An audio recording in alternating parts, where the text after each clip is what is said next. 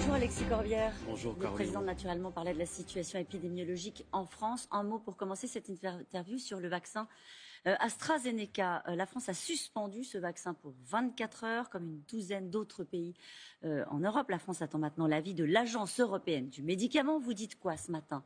C'était un principe de précaution nécessaire, c'est une décision politique, c'était la décision qu'il fallait prendre? Moi, je ne suis pas scientifique, je ne suis pas médecin, je fais confiance. Vous êtes patient, citoyen. Certes, donc je suis favorable au principe de précaution de manière générale.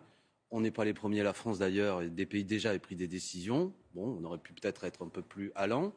Il faut vérifier, je ne sais pas ce qui a lieu. Ce que je pense, c'est qu'on doit tirer la conclusion qu'il faut élargir le vaccin, si je puis dire, le portefeuille des différents vaccins. Vous savez qu'il y a d'autres pays, dès qu'on prononce leur nom, ça fait polémique. Enfin, allez, quel que soit ce qu'on pense d'ailleurs des régimes politiques de ces pays. Mais là, on parle science, la Chine, la Russie, le Cuba.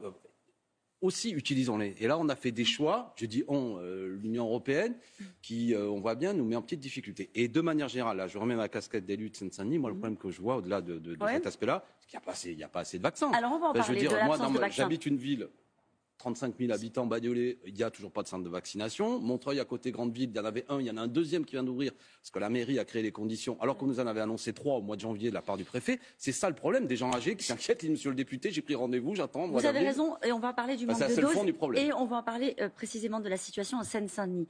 Mais si on revient à AstraZeneca, le problème, c'est la confiance dans la vaccination. C'est comme ça qu'on avait même abordé la grande campagne de vaccination quand elle a été lancée. Quand vous entendez le Premier ministre dire la veille de l'annonce du président de la République, non, continuez à vous faire vacciner avec du vaccin AstraZeneca, sans doute qu'il n'avait pas les informations nécessaires. Mais comment ajuster le discours politique face à une situation comme celle-ci? Moi, c'est une cacophonie qui continue. On peut comprendre que beaucoup de gens s'inquiètent. On montrait du doigt ces derniers jours des personnels hospitaliers en disant il y a une défiance vis-à-vis du vaccin. On peut comprendre si des gens aussi ont ce regard. Vous dites le Premier ministre, entre le ministre de la Santé et le Premier ministre, la veille quasiment de la décision du président, alors que dans certains pays déjà AstraZeneca avait été suspendu. Dit non, il n'y a pas de problème. Bon, c'est pas raisonnable et beaucoup de gens. Après l'histoire des masques qu'il ne fallait pas porter puis qu'il faut porter. Après le tester, tracé, isolé. Donc concrètement, il n'y a aucune application matérielle. Moi, je connais des gens qui ont été jugés positifs, et vous aussi d'ailleurs sans doute, tout le monde. Qu'est-ce qu'on leur a proposé pour s'isoler? Rien. Vous voyez ce que je veux dire? Alors qu'on pourrait réquisitionner des hôtels, on pourrait casser les chaînes de circulation du virus. Tout ça n'a pas lieu. Si je vous proposais ce matin un vaccin AstraZeneca, vous accepteriez? Dans la mesure où on dit qu'on attend qu'une décision scientifique soit prise d'ici demain. Si on vous dit demain, allez, finalement, on peut y aller? Moi, je suis favorable à la vaccination. J'ai pas de débat là-dessus. Avec celui-là? Si on me dit à l'arrivée qu'il est scientifiquement, moi vous avez confiance dans les instances il vaut mieux, contrôle parce que et la sinon, pharmacovigilance. Mais après, on peut considérer aussi, et j'entends le débat, je ne le trouve pas impertinent, qu'il y a plusieurs, y compris modes de vaccins, s'il y avait différents types de vaccins, ça pourrait être intéressant pour redonner une confiance. Justement, après, que les choses soient claires, moi, à l'âge que j'ai, par rapport à mon état de santé, qui pour l'instant a l'air d'être plutôt bon. Vous n'êtes pas prioritaire. Voilà, franchement, quand je vois les personnes âgées inquiètes, elles sont prioritaires. Est-ce que vous pensez, Alexis Corbière, que l'Europe doit assumer une politique de restriction de ses exportations de vaccins? On a appris dans le New York Times il y a quelques jours qu'il y avait des vaccins européens produits en Europe qui étaient exportés dans d'autres pays. Par exemple, l'Italie a décidé de suspendre des exportations vers l'Australie. Est-ce que ça, à un moment donné, il faut dire Europe d'abord? Non, mais est-ce qu'on pourrait en produire aussi, par exemple, en France, le pays qui a inventé le vaccin vous voyez ce que je veux dire? Moi, pardon, mais si on pourrait avoir une maîtrise, une souveraineté vaccinale vis-à-vis de ça. Et après, évidemment, il faut aussi aider les autres pays extra-européens à avoir des vaccins, que ce soit pas qu'une affaire de pays riches. Mais enfin, avant de se poser ce genre de questions, moi, je suis stupéfait que des instituts qui ont été la fierté de ce pays, je répète, l'Institut Pasteur, soient aujourd'hui, en raison de choix, de manque de financement public de la recherche, y compris que des groupes comme Sanofi ont préféré fermer des centres de recherche. 11 centres de recherche qui existaient il y a une quinzaine d'années, il n'y en a plus que 4, alors que les dividendes reversés aux actionnaires ont explosé en augmentation. C'est toujours de la politique, on y revient. Vous savez pourquoi on confine, Caroline Roux, vous le savez? C'est parce qu'il n'y a pas assez de lits aussi pour accueillir. On va reconfiner, d'ailleurs, Alexis Corbière. On va reconfiner, à votre avis? Vous êtes élu, je le rappelle, de Seine-Saint-Denis. Vous nous disiez on n'a pas suffisamment de vaccins. Mais vous savez, moi j'ai l'honneur de venir sur votre plateau, mais je n'ai aucune information. C'est ça le truc dingue. Je suis député, je n'ai aucune information. Vous les demandez? Bah oui, le minimum quand même. Le Conseil de défense, c'est une instance, c'est une boîte noire où des gens, des militaires, quelques ministres se réunissent et on ne peut même pas discuter stratégie. Qu'est-ce que vous leur diriez si vous étiez à la table du Conseil de défense? Vous leur diriez c'est un problème en Seine-Saint-Denis en ce moment, on n'a plus de place en réa. On est particulièrement touché. Le taux d'incidence est plus élevé. Il est même plus élevé que dans le Pas-de-Calais qu'on a confiné. On a des gens qui vont bosser et on a le taux de vaccination le plus bas. Et vous leur diriez il faut confiner? Je leur dirais il faut donner plus de moyens de vaccination, il faut ouvrir plus de lits d'hôpitaux, il y a des hôpitaux qui peuvent accueillir, il y a des capacités, on ne le fait pas, c'est ça que je dirais. Et après, nous, on est pour l'idée aussi d'une société de rotation, pour aller au boulot, etc.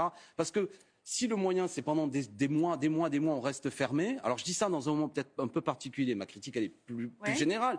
Il faut imaginer une société, parce que là, on fête l'anniversaire maintenant du premier confinement. Moi, je pense au monde de la culture, je ne sais pas si on aura le temps d'en parler. Enfin, il y a beaucoup d'autres secteurs professionnels où ils en peuvent plus, la restauration. Comment on fait? On voit bien qu'il y a peut-être une organisation différente. Ce que je reproche, pour le dire à grands traits, ce qui pourrait être intéressant, c'est qu'il y ait une publicité des débats stratégiques de qu'est-ce qu'on peut faire. Et après, il y a un choix qui est fait, mais qu'on puisse dire, il y a d'autres choix. Alors que là, on ne sait pas. Et on vous annonce de nouvelles décisions dans quelques heures, puisqu'il y aura un Conseil de défense demain. Oui, mais vous voyez, franchement, quand on limite les libertés publiques, ne banalisons pas ça. Le fait qu'on ne peut plus sortir, qu'on ne peut plus se réunir, qu'on ne peut plus manifester, que je peux, comme député, je ne peux même pas faire et comme d'autres, même pas faire une réunion pour...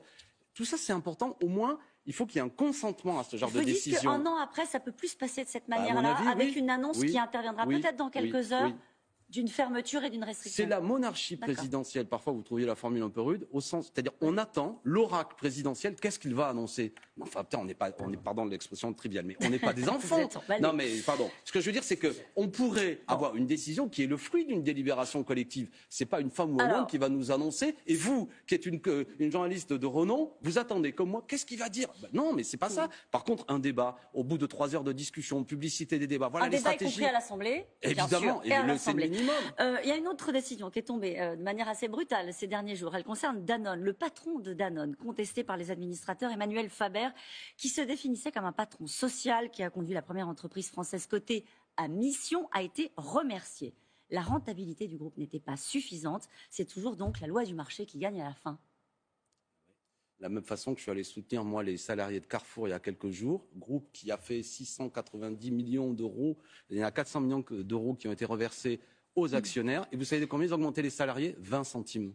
D'accord? Donc on est aujourd'hui dans un monde, pour ce qui est de Danone, où là je parle de Carrefour parce qu'on doit aller vite, mais il y a y compris des gens qui font des profits en cette période de crise, et il y a une redistribution de richesse qui est très faible. Oui, mais est-ce qu'on peut concilier la loi du marché et les ambitions vertueuses? C'est ça que raconte cette histoire-là. Il y avait une ambition environnementale, sociale, portée par... Oui, mais je ne vais pas défendre M. Faber et s'appelait, qui manifestement en interne, parce que je n'y connais pas grand-chose, et ce que je lis je connais pas grand-chose. Ce que nous dit la presse aussi, c'est qu'il avait un management assez isolé, où c'était pas très collectif. Quoi qu'il en soit, effectivement, on lui a demandé de cracher du bénéfice, il n'a pas donné ça, et tout son discours social qu'il avait a l'air d'être mis de côté. Une dernière information, le Parti communiste qui avait soutenu la candidature de Jean-Luc Mélenchon en 2012, en 2017, cette fois-ci, le Parti communiste ira sous ses couleurs à la présidentielle. Vous regrettez? Vous n'avez pas réussi à séduire les communistes? On verra, ils en débattent, c'est pas totalement décidé, c'est pas ça qui est dit. Les militants auront la parole, on verra. Moi, je pense qu'il faut... Non, mais si, c'est eux qui décident, c'est un parti démocratique.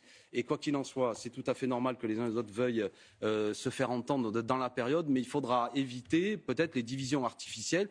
Moi, je ne suis pas pour les unions superficielles, mais il faut parler programme. Mélenchon a un programme à l'heure actuelle. Le site Nous sommes pour, j'invite à le consulter, le montre. On a sorti des revues. Venez discuter de ça.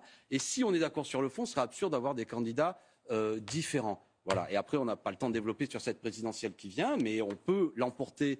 Et le duo Macron-Le Pen, c'est pas une fatalité. Il y a des milieux populaires à mobiliser qui veulent qu'on leur dise des choses. Il y a des régionales actuellement qui démontrent qu'on peut se rassembler. Nous, les Insoumis, on a fait les signes, notamment dans les Hauts-de-France, qu'on peut y arriver. On va soutenir sans doute Sébastien Jumel aussi, vous voyez, qui est un communiste dans une autre région. On démontre qu'on est utile à ça. C'est dit.